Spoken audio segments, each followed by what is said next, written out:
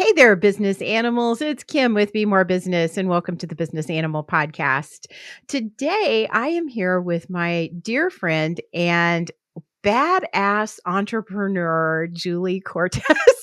And it's even a hashtag. So if you're watching this in their video, actually, here at my desk, I have my own Yes. my own hashtag be badass sticker. I So love it. absolutely love it. So, Julie, I know you as the copy diva, which I don't think you're going by that moniker any longer. The freelance rockstar and a big part of the organization, the Kansas City Freelance Exchange. So, would you introduce yourself to the Business Animal audience and tell us a little bit about who you are and your arrival where you're at today? Oh gosh, sure thing. Hi, Julie Cortes, copywriter by day, freelance rockstar by night. I live, breathe, teach, speak, and coach on all things freelancing and self-employment, specifically for the creative types out there.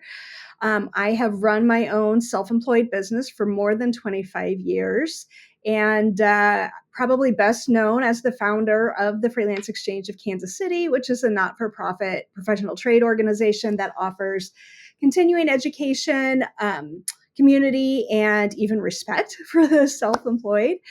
And my journey has been pretty wild. I started out on my own pretty young, had to figure it all out because there wasn't much training out there. And so apparently I've made it my life's personal mission to do something about that, and created a college level course, Freelancing 101. I taught that for several years as an adjunct professor. And now I'm also serving as a business coach for my fellow freelancers and professional speaker. And that brings me to how I met you. Yeah. So goodness, how did we meet? Was it through SCORE or was it It was elsewhere? through SCORE. It was through SCORE. So yeah, we both met. We were sometimes the youngest people in the room at SCORE, I think. But now I feel like true. And now I feel like I've earned my senior status with all the gray hair, and so that's all cool. And SCORE has gotten younger as well. Like there's younger and younger people involved. So the thing I love about you, Julie, well, I love your enthusiasm, but I love the professionalism that you bring to an industry that a lot of people struggle with the professionalism in. And any time I know from my perspective, I work with a lot of baby entrepreneurs, people who are in the startup phase. And that's been my career all along. Most of my clients, my goal and hope, even when I was a marketing consultant, was that they would outgrow me in about 3 years. So I'm used to working with that baby entrepreneur. And a lot of times I think baby entrepreneurs really struggle with the whole concept because I don't care if you have a business degree. I don't care if you have a master's and an MBA or a master's in business administration in any ilk. You're not prepared for, for what you meet when you meet things out here, right? And I love that your courses and training and consulting is in the trenches with people, helping them develop professional business practices that are very much needed. So, I'm curious. Like you started out as a copywriter, is that correct? That's how? That's basically kind of where I met you, sort of in the more metamorphosis from like maybe full-time freelance copywriting into the business and consulting thing. So how did you become a copywriter? Like what got you into that? So I loved advertising when I was young, believe it or not. Like I was the kid who was recording the Super Bowl just to fast forward through the game to watch the commercials. I love it. I always loved it, instead of like tearing out, pictures of cute boys in magazines and putting them on my wall, I would tear out really good ads and put them on my wall. So I've always kind of been an advertising nerd in that respect. And then, went to college. I'm like, all right, I'm going to study advertising. And then, you have to choose your path. Well, I've always been good at writing. So that's how I ended up on the writing side. And of course, I've got that creative streak in me. I just, didn't have the design skills. So yeah, I ended up being a copywriter and, again, I've done that for more than 25 years. I did start out on the agency side, corporate side as well. I have experience in all of that. And like many people in the advertising and marketing industry, I lost my job and it was very unexpected and it just threw me for a loop. And so, of course, I started freelancing, to run my own business, as you call it, a baby entrepreneur, right?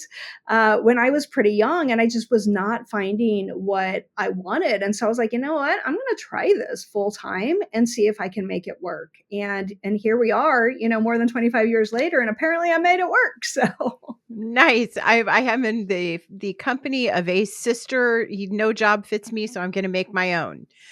yes, Yeah. exactly. And Exactly. that's essentially what I did, and somewhat of a similar type story, except I was more on the graphic side of things. I had a corporate job where I helped with a lot of graphic administrative stuff, which I was not that good at, but it did pay the bills. And then I was involved in a downsizing, and that initiated my first business experience, which I did bankrupt. And because I didn't understand how to run a business. And I find it interesting that both of us went down that path and then created businesses that help other people avoid the giant gaping spiky holed paths traps on that Yes. path. Because it's I dread to think of how much time I and energy and money I wasted not knowing what I didn't know. And there was Exactly. no one around to tell me. And I don't know if you had a similar experience, but sometimes I felt like the older entrepreneurs were kind of sitting on the sidelines waiting for me to fall into the trap so that they could go, yeah, that's what happens. Uh, well, exactly. And when I started, like I said, I was young and I only knew two other people who were doing this on their own. And of course, I sat down and talked to them. Like, I didn't even know, how do you put together an estimate? How do you price your services? Like, I had so many questions, and I hadn't been in the corporate world or agency world for all that long, so I didn't really get all of that training. But yeah, looking back, there were no courses. They didn't teach this stuff in school. There were no books or coaches or anything. And to your point, like, yeah, now I want to go and help other people get through those hurdles, and not make the same mistakes that I did, and help them find success much sooner than I did as well. So you're absolutely right. There's so much too that you get out there and it's like, you don't know what you don't know. And so you kind of need somebody to tell you, this is what you need to know. Absolutely, absolutely. And your program, so I've been the privilege to sit in on several of your talks. And the one that really is the catalyst for what I would like you to talk about today to my listeners is the one where you talk about your 3 T's. Would you give us a little rundown of that? Because I think this is an encapsulated wisdom that if you as a small business owner can really wrap your head around and put into practice in your business, you will make so much more progress. Sure, absolutely. So I think to start off with, we have to wrap our heads around the fact that mindset is everything when it comes to running a business. And if you don't have that in check, you're just not going to succeed. And there's a lot that comes with the territory. We get scared. We don't know what we're doing. It's that whole don't know what you don't know. And we're unsure of ourselves. I don't know about you, but I didn't take business classes in school, right? I'm totally making this up as I go. Yeah. And so that's kind of the whole thing is getting in the right mindset of being humble, knowing that you don't know everything, and being very, I guess the word would be, just proactive and going out there and getting the education that you need. And so the 3 T's, my program that you talk about, wraps its head around that mindset concept. And that is to train yourself, train your clients, and then also train your family and friends. And, you can't you can't train anybody else until you yourself are trained. And we can get into the details here in a minute on each of these concepts, but you got to start with yourself. Again, mindset, right? You've got to set these boundaries and then go forth and say, okay, clients, I have these boundaries. I have these rules. This is how we're going to play. And then that third part of the equation that not a lot of people talk about is training your family and friends. And yet it can have a huge impact on your business if you don't train them as well. So yeah, that in a nutshell is what the 3 T's are. Absolutely. So let's break that down a little bit and in training yourself. So you talked about mindset. And I'm in this stage of my life where I do a lot of speaking engagements, again, to those entrepreneurs who are brand new and talking about what this experience is going to be like. And one of the things that I tell them is that entrepreneurship, if there is a hole in your personal growth or something that is uncomfortable to you, your business will somehow find a way to push on that button or lean in to whatever is open. And so, in training yourself, what what advice do you have for people to start to parse through that and actually create maybe a some concepts around getting themselves straight? I mean, for me, I would encourage you to do your personal work. Like any place that you feel uncomfortable in your business, find somebody, whether it's a consultant or therapist or coach, whoever, to help you work through that situation. But what other advice would you give there? That's an excellent question. So I've got a few tips that I want to share underneath the train yourself part of this, and the first of which is to get educated. Right, to your point, get a coach, get somebody to help you along the way, because so many of us have these great ideas where we're really good at our craft, but if you don't know the business side of things, again, you're just not going to get ahead. And so you've got to learn, like, what are business practices, what are industry standards, what are legal issues or your legal rights, all of these things. And there's a ton of great resources out there. You don't have to, pay for a business coach. Of course, we would love that. However, you can go to the library, you can go to your local small business administration or SCORE or whatever, resource that you have locally. But getting to know all of these things is so empowering. So that's number one, and that's to get educated. The second one is to create policies and procedures. All right. Again, we have to make this up as we go along. I mean, that's one of the best things, though, about being self-employed is that you get to make the rules, and it's so empowering. However, the trick is not only do you need to make them, but you also need to stick to them. That's my problem right there. Right. Exactly. And there's so many things, setting office hours, your contracts, your payment terms, your deposits, what you're going to do about non-payment, the list goes on and on, and you get to determine all these things. It has been a journey for me as well. I'll be the first one to admit, but once I wrapped my head around this, I was like, you know what? There's really some truth to this psychology, and we just have to get into our heads and like trick it, trick your mind. Like when I say office hours, I mean work whatever hours you would have worked at a regular full-time or part-time job, however you're running your business. And I don't care if it's the same hours every day. I don't care if it's traditional 8 to 5 or noon to 6 or whatever you do. I don't care, and they may be different every day, but as long as you stick to some sort of schedule, I kid you not, like it's just a huge, like, like the heavens open Yeah. up and Yeah. everything. Because it trains you, hey, listen, I have work to do. Or if you want to shift the narrative and flip it around to a positive and be like, I get to do work. Yeah. I have this silver lining. Even when there's no paid work to do, there's always work to do. Right. And I know that Absolutely. this is one of your favorite topics about working on your business versus in your business.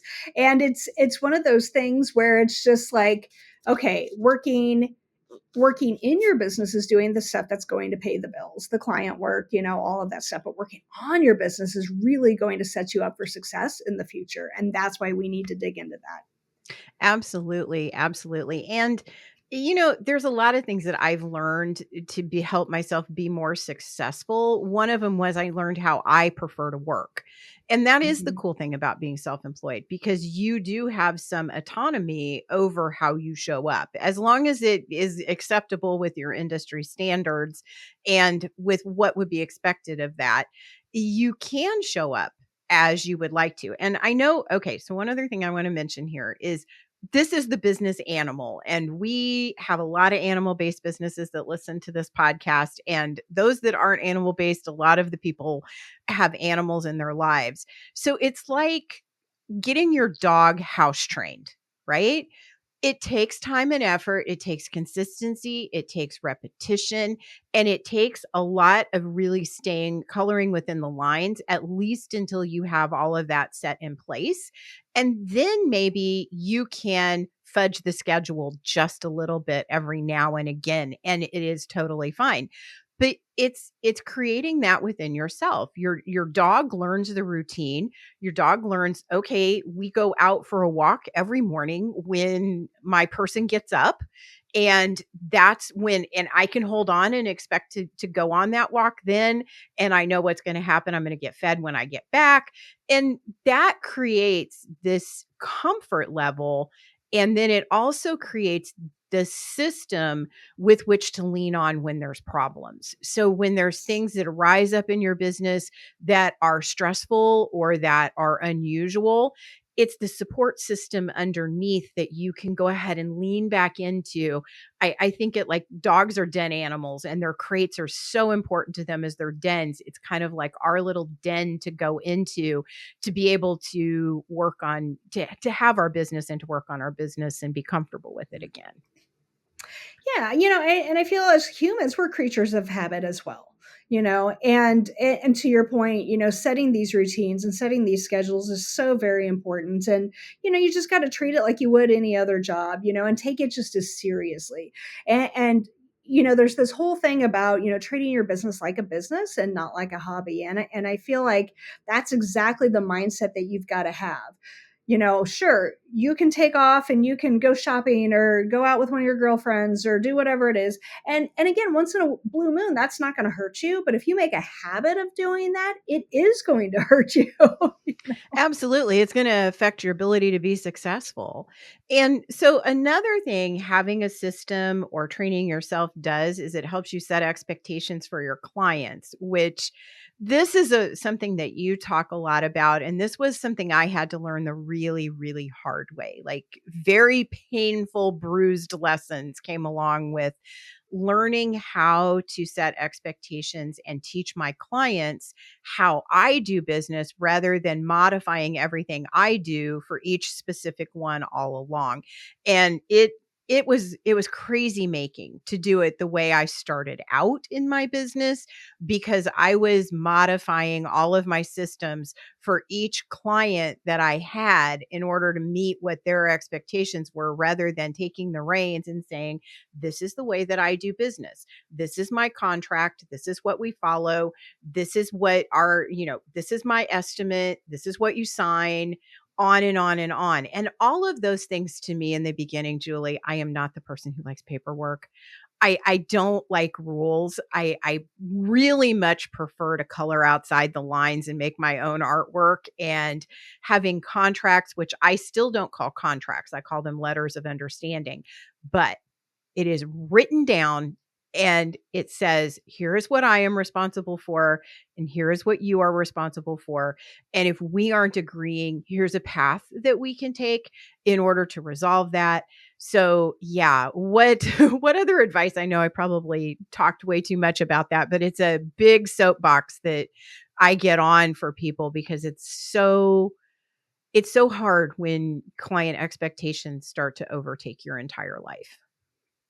Yeah, I think it's important to recognize too that for whatever reason, whether it's on purpose or not, but some clients out there take advantage of the self-employed. Like they think or they know that we don't know what we're doing. And so they try to be the boss. They try to act like they get to make the rules. And so that's where, again, we've got to go and get educated and learn all of these things, how to put together a contract or agreement or whatever you want to call it, all of these things, so we can be empowered enough so we can guide the way and say, listen, I am a professional business owner and this is the way that I work.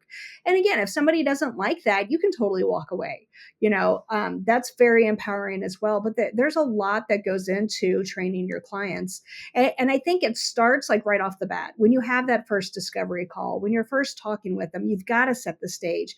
Here's how I work. Here's what to expect. Here are my policies, and just be very, very upfront with them. I'm going to use this office hours example again, because I think it's just so applicable to everything that we do.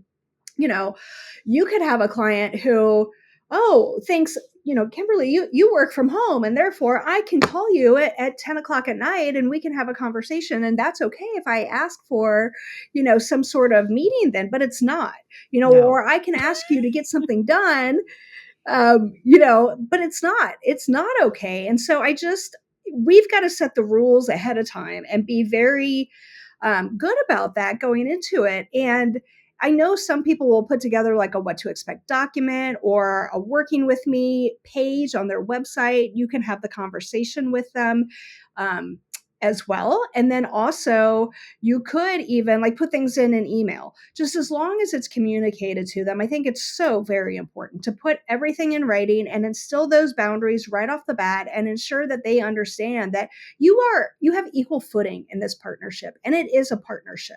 They do not own you. They are not your boss. It is a partnership. And you've got to come across with that same confidence in order to get them to respect you and abide by your policies. Absolutely. And it's I believe having those in writing is really, really important. Like being able to put them in writing, have them in writing so that you can refer back to them and say, hey, this is what we agreed upon. This is not the way things are going right now. And we need to go back and like clean this back up. And you're right about the scheduling, like the boundaries. I get texts from clients in the middle of the night because I work with people in Australia, I work with people in the UK. I get text messages at really odd hours, and I am very clear with my clients right up front. I don't answer text messages after 5 o'clock Central Time in the United States, unless we have arranged otherwise ahead of time. And if your message comes in, I'm not going to respond to it till morning. But here's the key for the business owner. You will teach them how to break that rule. So if you respond at 10 o'clock at night when they text you, they will start texting you at 10 o'clock at night because they got a response. So you have to be just as staunch at holding that boundary to say, okay, I'm going to text back at 6 a.m. And if you are compelled, like me, I am a people pleaser. I have some family trauma that I am still working through. But if I do answer, I usually caveat the answer with along the lines of, I don't normally answer texts at this time at night, but it looks like this is a rather urgent situation. So I will make an exception this one time. I don't want people to think that they have access to me 24 hours a day, 7 days a week. And another thing that I've learned personally in my own coaching business is that if people try, I answer a lot of technical questions. I don't know how I manage to be everybody's geek squad, but somehow I've set myself up for that. Even in things that I don't necessarily am not an expert in, but they're contract clients and they pay me to take care of them. And I'm happy to provide that customer service. But there needs to be a limit, and it needs to be a way that I can deal with it. If I have to type out a great big long answer, it takes me forever. So I have people, make them get Voxer. And it's a literal make for most people. They're like, I don't want another app on my phone. And I'm like, I'm sorry.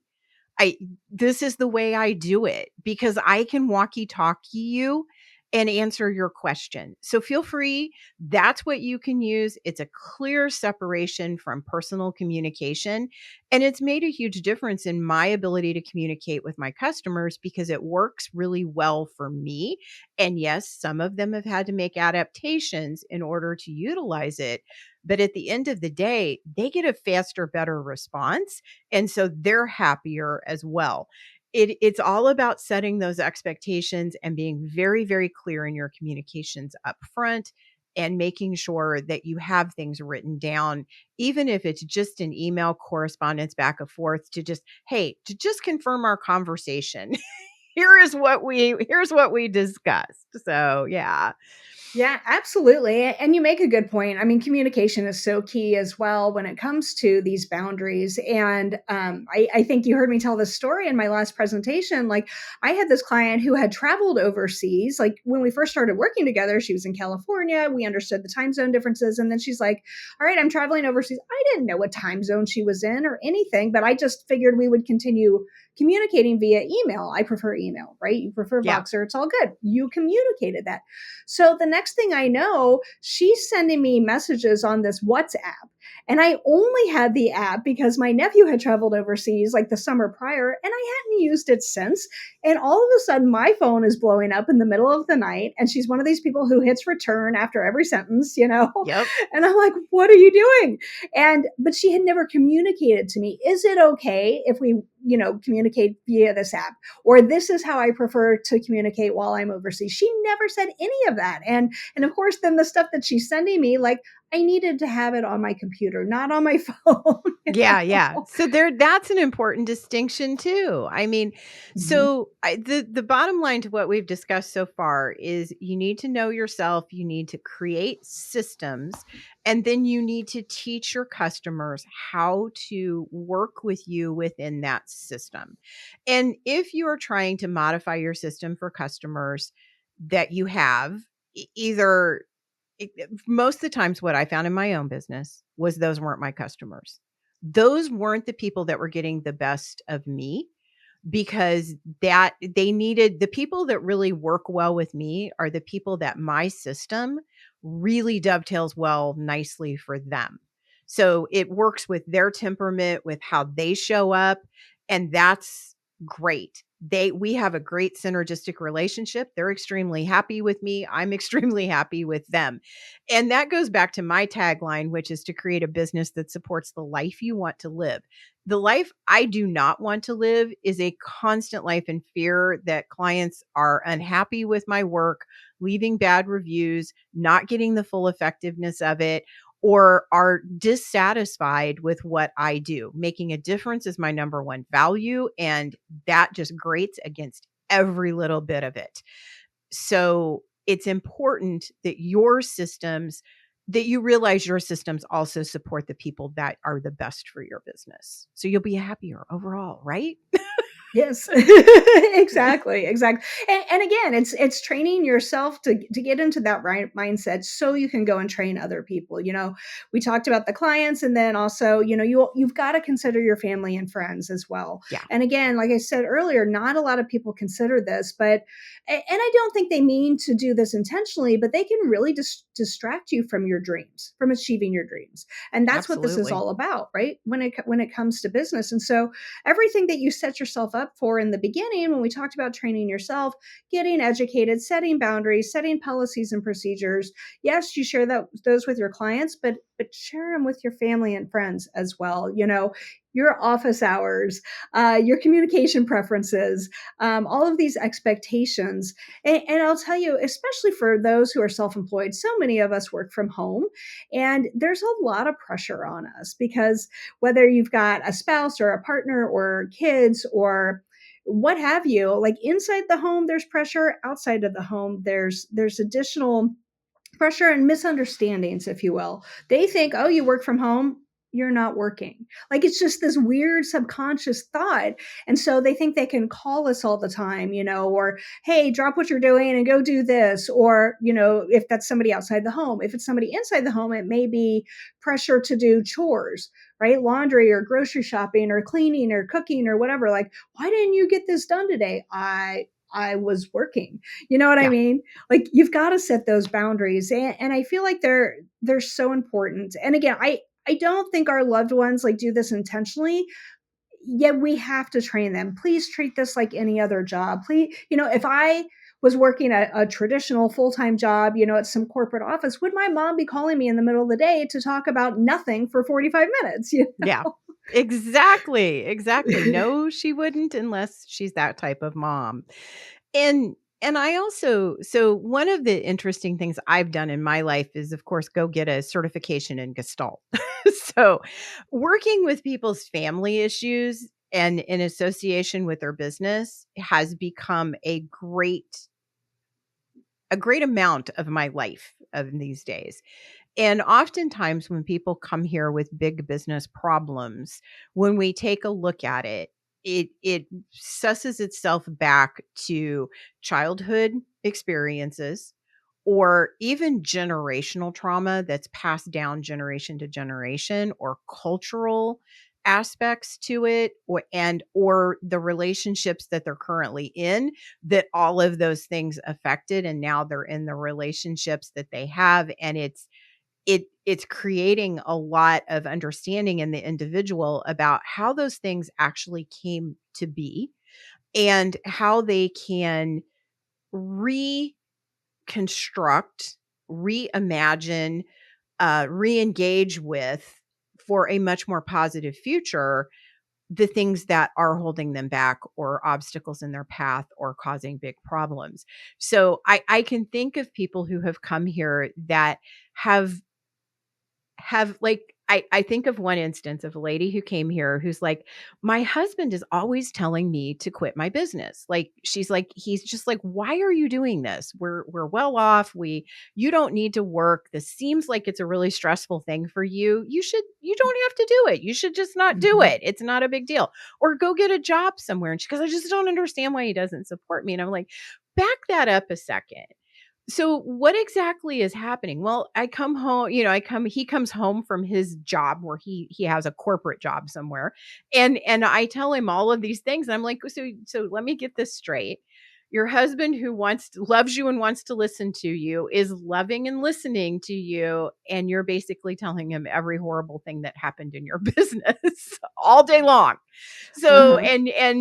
and she's like, I do that. And I'm like, is it because of your business? She's like, no, it's because I want somebody to tell all those things to. I can't say those things to my client. I don't have a good girlfriend I can tell that stuff to. So he's my spot. He's my person. He's the person I dump all this stuff on. And so when we got to talking about it a little further, I'm like, well, what's a strategy that you could use to maybe disarm this situation, right? She goes, well, I think one thing I could do is I could tell him when I want his advice and when I just want him to listen. And when I have something I just want him to listen to, I'm just going to say it up front. Hey, I just need to get this all out. I had this experience today. I just need to get it all out. I want to just, can you listen to me for the next 5 to 10 minutes? And I don't want any advice. You need you to solve the problem for me. I just need somebody to hear. I just need somebody to witness and to hear. And, I don't know how that worked out for her, but I'm assuming it worked out a whole lot better than her wandering around feeling really bad about conducting her business. And then her husband being like, this looks like it's just not a good thing for you. And I honestly believe, from the experience, I'm shorthanding this, that her husband like really cared and just wanted his wife to be happy. Like, that was his number one goal. But because he perceived of what it was like. So I'll have to find out from her how that turned out. But yeah, I mean, it's more than just setting the boundary at the door that this door stays closed from 9 a.m. to 5 p.m. or, when I'm on a podcast recording, don't flush the toilet kind of a situation, which happens Exactly. here because my office is like right next to the hallway bathroom in our home. So it's like, okay, if Kim is recording podcasts, I know not to flush the toilet during the podcast. Not that I think the microphone would pick up anyway, but it's that kind of courtesy all of the way down to, how are you showing up and how is your family Mhm. showing up for your business? So, Yeah. Yeah. No, that's an excellent point. And again, I don't think people intentionally mean to derail us or distract us from our dreams, but they don't understand either, the boundaries or the policies that we've put in place, that we need to adhere to. I'll tell you, even it's been a long journey for me. My current husband is very supportive. My last husband was not, and it's made a huge difference. So having that support from your friends, your family, and whatnot, inside and outside the home is important. And to your point, like I don't like to complain to my husband about all of my business stuff. And part of that is because he just doesn't get it, right? He's not Yeah. an entrepreneur. He doesn't get it. And so I feel like community is so important. And that's one of the reasons why I developed a freelance community, for those seeking that. Not only is it continuing education, but it also has that community aspect. So we have those shoulders to cry on, and people to complain to, people who get it, Yeah. and And it's just people been you so can ask wonderful. questions. Like you can say, Yes. "Hey, this is my problem and I don't know how to solve it." And that's a group. I do agree with you. Community is really important. And since you brought up the freelance exchange, I do want so the freelancers that work or the freelancers in the freelance exchange and work for it, but the freelancers that are members, they work with people like all over the country or world, right? I mean, it's most of them are true freelancers. They'll work with anybody, anywhere.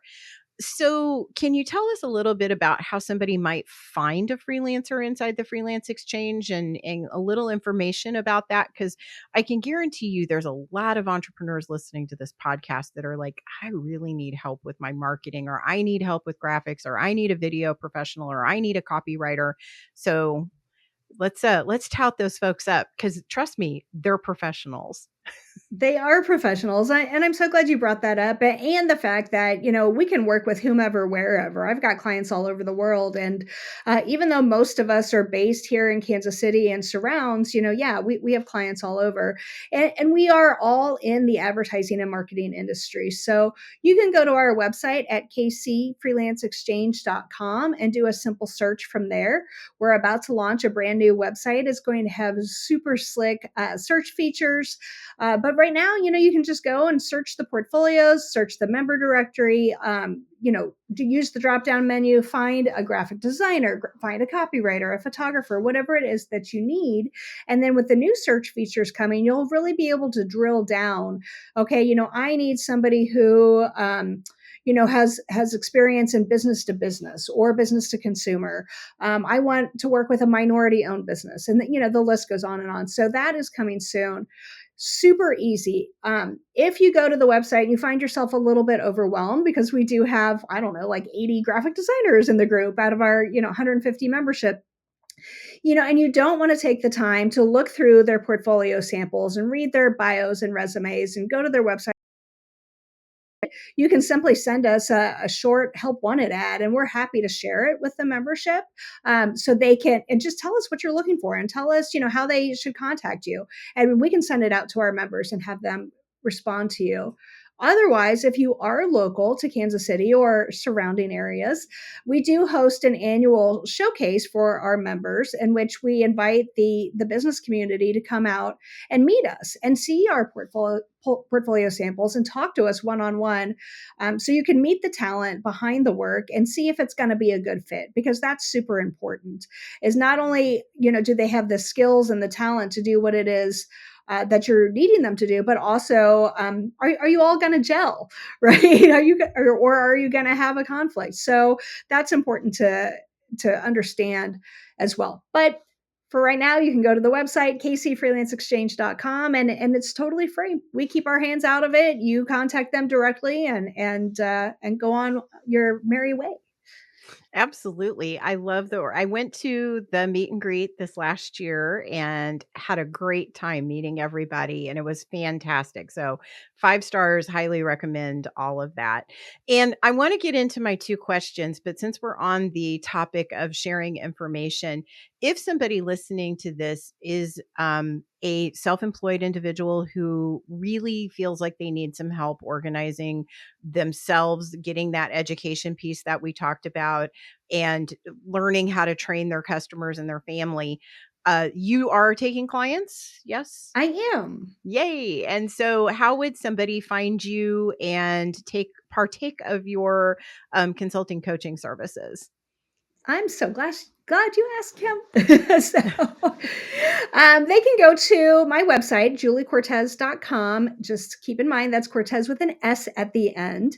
And go and learn more. Click on the coaching page, learn more about everything that I offer between one-on-one coaching, group coaching. I even have a private Facebook group as well for self-employed individuals that is not connected to the Freelance Exchange of Kansas City. This is my Freelance Rockstars group that's open to anybody and everybody around the world. So you can check that out as well. Poke around, read everything that you want to read. And then if you're interested, fill out the little intake form and we'll get you set up with a discovery call and see if we're going to be a good fit to work with each other. That is awesome. So everybody who comes on the Business Animal, I ask 2 questions. So the first one is, how does your business support the life that you want to live? I love it. I'm a big proponent of finding your joy, right? And living your passion. And my career path has taken me on all sorts of twists and turns. I like to call them plot twists. Because I am not at all anywhere where I thought I would be, but I got to tell you, I am 110% everywhere I'm supposed to be. Yeah, And that's so awesome. thank you. My goal now in life is to help others get there as well. Like, you may end up in a position that you didn't ever dream of or think of, but it may be so much better than what you ever wanted to begin with. So that's just, you find your joy, live your passion, and go on and be badass. There you go. I love it. And then the last thing I want to ask you, as you know, we're the Business Animal. Do you have an animal in your life or group of animals that has inspired you or helped you as a business owner and a person? Absolutely. Well, I think every pet that I've ever owned has really had an impact on me. From the dog I had growing up, I'm a dog person.